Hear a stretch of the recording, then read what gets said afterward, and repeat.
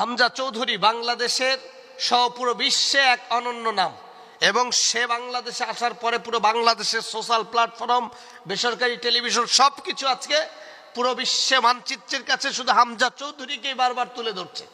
অথচ এই হামজা চৌধুরী আজকে বাংলাদেশে এসেছে একটা ভিন্ন উদ্দেশ্যে। আপনারা জানেন, ফুটবল জায়েজ না জায়েজ এগুলো নিয়ে আমার কোনো ব্যক্তিগত মতামত নাই।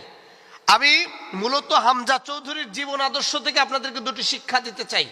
হামজা চৌধুরী যখন বাংলাদেশে এসেছে, বাংলাদেশের মুখ উজ্জ্বল করবার জন্য, পুরো পৃথিবীর সামনে বাংলাদেশকে তুলে ধরবার জন্য, আশ্চর্যজনকভাবে সেই বাংলাদেশে আসার পরে প্রথম যেই ফুটবল ম্যাচটা অনুষ্ঠিত হবে সেটা তরুণ যুবক এবং বাংলাদেশে আহমরি তৌহিদি জনতার হৃদয়ের সব থেকে কলুষিত অধ্যায় ভারতের বিপক্ষে।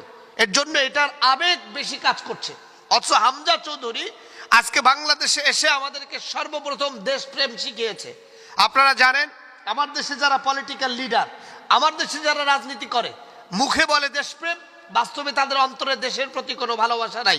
অধিকাংশ রাজনৈতিক নেতাকে আমরা দেখেছি বাংলাদেশে রাজনীতি করে সময় যখন খারাপ হয় তখন অন্য দেশে গিয়ে তারা ওই দেশের সিটিজেনশিপ বা নাগরিকত্ব নিয়ে বাংলাদেশের প্রতি তাদের ভালোবাসা শেষ হয়ে যায়।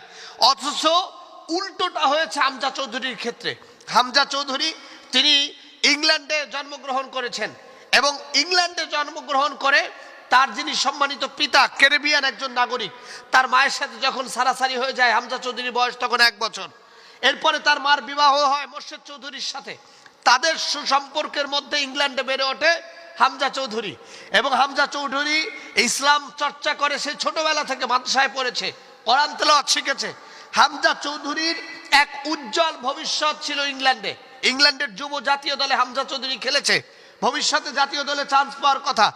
লক্ষ লক্ষ কোটি কোটি টাকা যার মাথার কাছ দিয়ে ঘুরছিল, সেই হামজা চৌধুরী দেশের প্রেমে, দেশের টানে আজকে ইংল্যান্ড ছেড়ে দিয়ে বাংলাদেশে চলে এসেছে। অর্থাৎ আমার দেশের মানুষ ইংল্যান্ডের একটি সিটিজেনশিপ, নাগরিকত্ব পাওয়ার জন্য পাগল হয়ে যায়। সেখানে উল্টাটা ঘটেছে হামজা চৌধুরীর ক্ষেত্রে। হামজা চৌধুরী সেখানে দেশের প্রতি ভালোবাসা দেখিয়ে আজকে বাংলাদেশে চলে এসেছে, এবং বাংলাদেশের মুখ উজ্জ্বল করবার জন্য এসেছে। হামজা চৌধুরীর যিনি স্ত্রী আলিভিয়া, তিনিও হামজা চৌধুরীকে ভালোবেসে এক অনন্য নিদর্শন সৃষ্টি করেছে। আপনারা জানেন, আলিভিয়া ছিল একজন খ্রিস্টান। এই আলিভিয়া হামজা চৌধুরীকে যখন বিবাহের জন্য এসেছিল, তখন মোর্শেদ চৌধুরী বলেছিল, আমরা কিন্তু ইসলামের মানুষ, মুসলমান, এবং আমরা বাংলাদেশি বংশোদ্ভূত। এই মুহূর্তে বাংলাদেশি বংশোদ্ভূত এবং মুসলমানের কথা শুনে আলিভিয়া তিনি কিন্তু বলেছিলেন যে না, আমি এটা ইসলাম ধর্মের প্রতি আমার একটা খারাপ ধারণা আছে, এই ধর্ম আমি পালন করব না।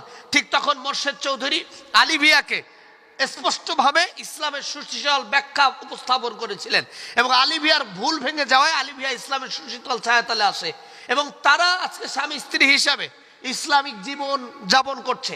এই হামজা চৌধুরী আজকে বাংলাদেশে এসেছে বাংলাদেশের মানুষের মুখ উজ্জ্বল করবার জন্য। বাংলাদেশে এসেছে আগামীর বাংলাদেশকে মানচিত্রের শ্রেষ্ঠ জায়গায় তুলে ধরবার জন্য। একজন প্র্যাকটিক্যাল মুসলমান হিসাবে হামজা চৌধুরী দেখেন, ফুটবল খেলার আগে, অর্থাৎ তিনি যে কাজ করছেন সেই কাজের আগে তিনি কোরআন তেলাওয়াত করেন, তিনি দোয়া পড়েন। তার দিলের ভিতরে এইটুকু ভরসা যে আমি এটা করলে হয়তো কাজে সাকসেস হব। কিন্তু আমরা মুসলমান যারা নিয়মিত ইসলামকে প্র্যাকটিস করি, হামজা চৌধুরী তিনি ছিলেন ইংল্যান্ডে, অন্য ধর্মাবলম্বীদের দেশে, সে দেশে থেকে তিনি ইসলামকে চর্চা করলেন। আর আমরা ইসলামী দেশে থেকে, মুসলমানদের মধ্যে থেকে ইসলামী চর্চা আমাদের ভিতরে কাজ করে না। কোনো কাজ করতে গেলে আল্লাহর উপরে ভরসা থাকে না। নেতাদের প্রতি আমাদের আগ্রহ, মানুষ হিসাবে, মুসলমান হিসাবে আল্লাহর কাছে সাহায্য চাওয়া থেকে আমরা অন্যদের কাছে সাহায্য চাওয়া শুরু করেছি। আল্লাহ তাআলা আমাদেরকে পরিবর্তন এবং হামজা চৌধুরীর মাধ্যমে পুরো বাংলাদেশকে সারা বিশ্বের মানচিত্রের কাছে আল্লাহ তাআলা তুলে ধরার তৌফিক